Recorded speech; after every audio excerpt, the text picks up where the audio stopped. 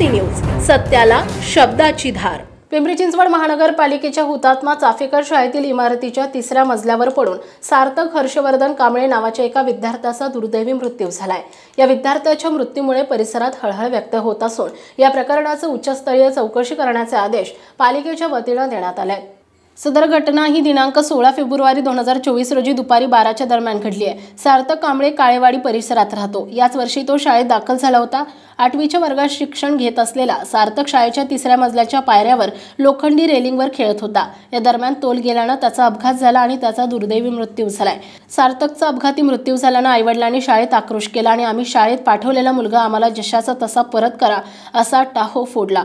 शाळा प्रशासनाने सुरक्षेच्या दृष्टीने या जिन्याचं ग्रिलला सुरक्षा जाळी बसवली नसल्याने त्याचा मृत्यू झाल्याचा आरोप मृत मुलाच्या नातेवाईकांनी केलाय। चिंचवड पोलीस ठाण्यात गुन्हा नोंद झाला असून अधिक तपास चिंचवड पोलीस करीत आहेत।